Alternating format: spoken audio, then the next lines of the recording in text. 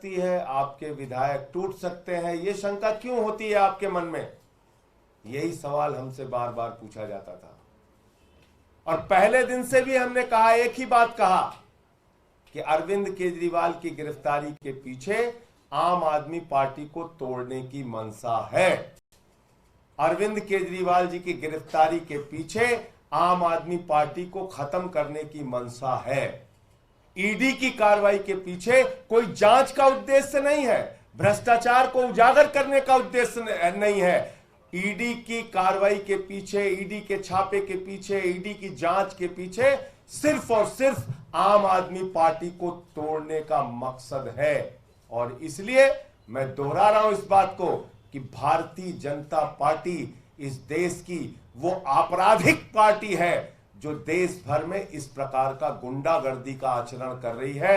ED CBI का इस्तेमाल करो, विधायकों मंत्रियों को तोड़ो और अपनी पार्टी में शामिल करो। यही काम इन्होंने महाराष्ट्र में किया, अरुणाचल में किया, उत्तराखंड में किया, कर्नाटक में किया, मध्य प्रदेश में किया। लेकिन याद रखना, आज इस वक्त में आम आदमी पार्टी की भी परीक्षा है, एक एक मंत्री और विधायक की भी परीक्षा है कि हम किस रूप में अपने आप को चाहते हैं कि हमें याद किया जाए, बहादुर के रूप में या कायर के रूप में। यह इतिहास दर्ज करेगा कि आप कैसे ऐसी भ्रष्ट पार्टी, ऐसी बेईमान पार्टी, ऐसी गुंडागर्दी मचाने वाली पार्टी जो देश भर में पार्टियों को तोड़ रही है, उस भारतीय जनता पार्टी का मुकाबला ऐसे दौर में आप कैसे करते हैं, यह भी तय होगा। और मैं आपको दिखाना चाहता हूं, यही है राजकुमार आनंद, जिनके यहां 23 घंटे तक ईडी का छापा पड़ा था। 23 घंटे तक ईडी का छापा पड़ा था। पूरी की पूरी भारतीय जनता पार्टी ऊपर से लेकर नीचे तक चिल्ला चिल्ला कर कह रही थी राजकुमार आनंद भ्रष्ट है, राजकुमार आनंद भ्रष्ट है। पूरी की पूरी बीजेपी कह रही थी, सारा केंद्रीय नेतृत्व, इनके बड़े बड़े नेता, नड्डा जी हो, अनुराग ठाकुर हो, पीयूष गोयल हो, सब ने बयान दिया राजकुमार आनंद भ्रष्ट है। बस देखना आपको यह है बीजेपी का चाल चरित्र और चेहरा आज से लेकर कल तक, या हो सकता है जल्दी ही आपको दिखाई पड़ जाए, वो व्यक्ति जिसके लिए खुद भाजपाई, नड्डा से लेके अमित शाह से लेके मोदी तक सारे लोग कह रहे थे कि ये भ्रष्ट है, भ्रष्ट है, कल उसको माला पहनाते हुए शामिल करते हैं कि नहीं, ये पूरी दुनिया देख लेगी, पूरा देश देख लेगा। फिर उसके बाद पार्टी विद द डिफरेंस वाली बात मत कहना, फिर उसके बाद चाल चरित्र चेहरे वाली बात मत कहना। फिर तो भाजपाइयों कालिक लगा के अपने चेहरे पे घूमना। तुम्हारा कोई चरित्र नहीं है, कोई चरित्र नहीं है, तुम्हारा एक ही चरित्र है, पार्टियों को तोड़ो, सरकारों को गिराओ, लोकतंत्र को खत्म करो, संविधान को खत्म करो। लेकिन तुमसे आम आदमी पार्टी के जो निष्ठावान कार्यकर्ता हैं, जो हमारे विधायक और मंत्री हैं, ठीक है, कुछ लोग इस लड़ाई में पीछे हटेंगे, हम जानते हैं कुछ लोग इस लड़ाई में पीछे हटेंगे, कुछ लोग टूटेंगे, किसी का मनोबल कमजोर होगा, लेकिन लंबी तादाद, बड़ी तादाद उन लोगों की है जो इन परिस्थितियों का मुकाबला करेंगे। साथी मनीष सिसोदिया जी हों, सत्येंद्र जैन जी हों, अरविंद केजरीवाल जी की गिरफ्तारी के बाद भी पूरी की पूरी पार्टी एकजुट है, लामबंद है। किसी को आप बताइए, हमसे सवाल पूछते थे टीवी चैनल वाले, कहां से आपके विधायकों से संपर्क कर लिया गया, किसको तोड़ने की कोशिश की गई, कैसे आप हवा हवाई बातें करते हैं? पता चल गया ना कि हम हवा हवाई बातें कर रहे थे, या भाजपा की मंशा यह थी कि केजरीवाल को गिरफ्तार करो और पार्टी को तोड़ो।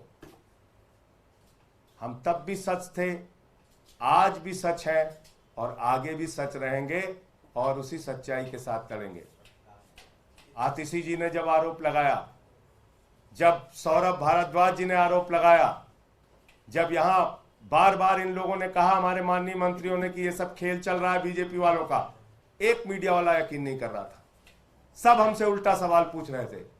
कल जब तस्वीर देखिएगा तो मैं मीडिया के मित्रों से कहना चाहता हूं, इतना साहस जरूर दिखाइएगा कि नड्डा से पूछिएगा कि जिस व्यक्ति से आप कह रहे थे 23 घंटे की ईडी की छापेमारी के बाद कि यह भ्रष्ट है, उसको आज आप कैसे भारतीय जनता पार्टी का पटका पहना रहे हैं?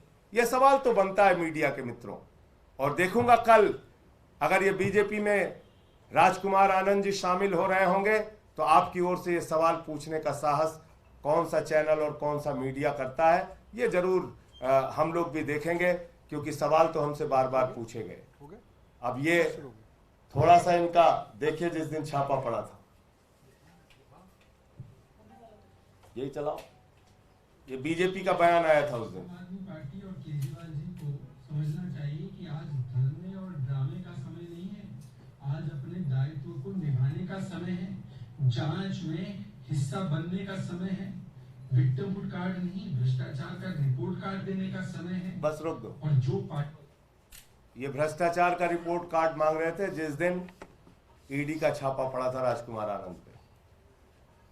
तो और बाकी, क्योंकि सरकार के वरिष्ठ मंत्री हैं सौरभ भारद्वाज जी, इनको बीच बीच में जब मैं उस वक्त जेल में होता था तो जेल में टीवी जो चलती थी समाचार देखता था, बहुत सारी सच्चाई का खुलासा पहले भी ये कर चुके हैं। मैं चाहूंगा आपके सामने विस्तार से अपनी बात रखेंगे। संजय जी ने जैसा कहा, आज पार्टी के लिए वो क्षण है जिसमें कहा जाता है कि हमने कहा था, हमने बताया था, बार बार बताया था, अरविंद केजरीवाल जी को गिरफ्तार करने के पीछे पार्टी को तोड़ना और दिल्ली और पंजाब की सरकारों को गिराना ये मंशा है। और ये बार बार अरविंद केजरीवाल जी कह रहे थे। बहुत सारे साथियों को लगेगा कि हमें राजकुमार भाई से आज बहुत नफरत है, हम उनको धोखेबाज कहेंगे, हम उनको बेईमान कहेंगे, हम उनको ऐसा कुछ नहीं कहेंगे। मैं मानता हूं एक परिवार चलाने वाला आदमी, बच्चे हैं, परिवार है, इज्जत है, रिश्तेदार हैं, ऐसे में ईडी पकड़ के ले जाएगी, तिहाड़ में सालों सड़ाया जाएगा, ये सुन के वो डर गए। हर आदमी संजय सिंह नहीं है, मुझे लगता है कि वो डर गए। कई बार पार्टी कोलीग से ये बात कह रहे थे कि जैसे ही थोड़ा एक्टिव होता हूं फोन आ जाता है। इस तरीके से एक दलित समाज से आने वाले एक चुने हुए विधायक, एक दिल्ली के मंत्री को डराया जा रहा है। आप सोचिए आम लोगों की क्या हालत होगी इस देश के अंदर जब ये चुनाव जीत जाएंगे अगर, तो ये क्या करेंगे इस देश का हाल। थोड़ी राजनीतिक बात भी करूंगा। पटेल नगर एक रिजर्व्ड कॉन्स्टिट्यूएंसी है। ये बात राजकुमार आनंद जानते हैं कि रिजर्व्ड कॉन्स्टिट्यूएंसी के अंदर वो भारतीय जनता पार्टी से लड़ेंगे, बुरी तरह से हारेंगे, तीसरे नंबर पे आएंगे। वे विधायक इसलिए जीते क्योंकि आम आदमी पार्टी की तरफ से लड़े हैं, बहुत साल कई पार्टियों में रहे, उनको पता है क्या हश्र होता है भारतीय जनता पार्टी का। इसके बावजूद उनसे रिजाइन कराया गया, पार्टी से रिजाइन किया, पद से रिजाइन किया, क्योंकि पार्टी से रिजाइन कर दिया तो वो विधायक भी नहीं रहे। कौन आदमी ऐसा करेगा? किसी को पार्टी से अगर दिक्कत भी होगी तो ये कहेगा ठीक है मैं अपना टेन्योर पूरा करता हूं, जनता के बीच में अपनी जगह बनाता हूं, टेन्योर पूरा होगा, पार्टी से रिजाइन करेंगे, जो पार्टी पसंद आएगी उससे लड़ेंगे। ये तो सुसाइड है, ये तो आग में कूदना है। कोई आदमी क्यों सुसाइड कर रहा है? उस आदमी की क्या मजबूरियां बना दी गई? आप सोचिए कितना डराया जा रहा है। आज एक चुने हुए विधायक और एक मंत्री को आज इतना डरा दिया गया कि वो आज रेजिग्नेशन करने के लिए छोटे से किसी कमरे में छुप के प्रेस कॉन्फ्रेंस कर रहा है। आपने देखा ही होगा। मुझे लगता है कि शर्म आनी चाहिए आज भारतीय जनता पार्टी को कि आज उसने इस देश के प्रजातंत्र की वो हालत कर दी है जिस देश का संविधान बाबा साहब अंबेडकर ने लिखा कि इस देश में लोग आजादी से जिएंगे, आजादी से सवाल पूछेंगे, सरकार से सवाल पूछेंगे। उस देश की हालत आज ये कर दी है कि चुने हुए मंत्री जो है इस तरह से रिजाइन कर रहे हैं। बहुत शर्म की बात है। और मुझे लगता है भारतीय जनता पार्टी एक बार तो कामयाब हो गई। मैं अपने साथियों से कहना चाहूंगा, डरना नहीं है। आपके सामने संजय सिंह का उदाहरण है, झूठे मामलों में फंसाया गया, 6 महीने रहे जेल के अंदर, मगर देखिए बाहर आए और शेर की तरह दहाड़ रहे। संजय सिंह बनना है, मनीष सिसोदिया बनना है, अरविंद केजरीवाल बनना है, सत्येंद्र जैन बनना है, राजकुमार आनंद नहीं बनना। हमें उनसे पूरी सहानुभूति है, मगर पार्टी में राजकुमार आनंद के लिए सहानुभूति सिर्फ इसलिए कि वो डर गए, मगर हमें राजकुमार आनंद नहीं बनना, हमें संजय सिंह और अरविंद केजरीवाल बनना है। बहुत बहुत धन्यवाद।